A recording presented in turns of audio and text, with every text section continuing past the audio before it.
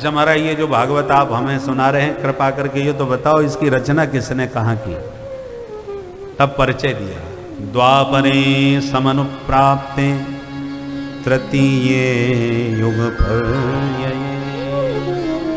जातः पराशराद्योगी वासव्यां कलया हरे। श्री कृष्ण द्वैपायन वेदव्यास जी महाराज द्वापर के अंत में प्रकट हुए।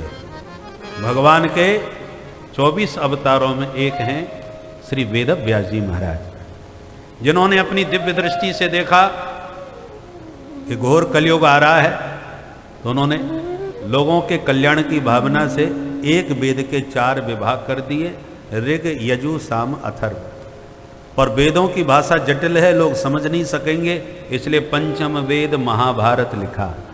फिर भी संतुष्टि नहीं मिली तो 17 पुराण लिखे, इतने पर भी संतोष नहीं हुआ तो अशांत बैठे थे कि इतने में नारद जी पहुंच गए। नारद जी को देखते ही प्रणाम करके उनका विधिवत पूजन किया।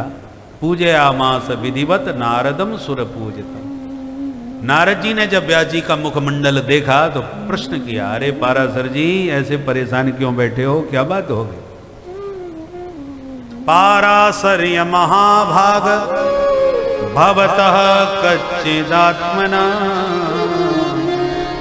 परितुष्यते शारीर आत्मा मानसेव भाव। पराशरस्य अपत्यम पुमान पाराशर। ये पराशर ऋषि के पुत्र हैं, इसलिए व्यास जी को पाराशर कहा जाता है। तो ये पाराशर अध्यात्म पीठ का मतलब ये ना समझिए कि हमारी पीठ है, ये व्यास जी महाराज की पीठ है।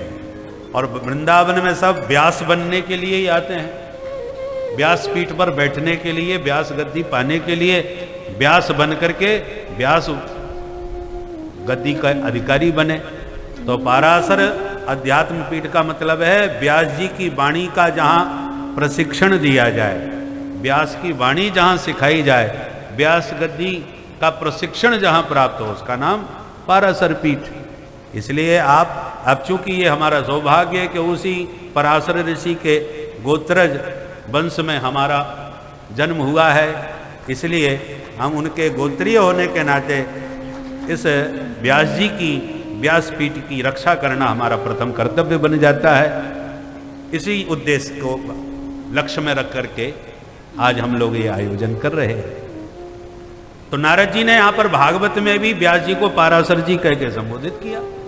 पाराशर्य महाभागा, अरे आप तो बड़े भाग्यशाली हो, आपने इतने इतने बड़े ग्रंथ लिखे, फिर मुंह लटकाए के क्यों बैठे हो?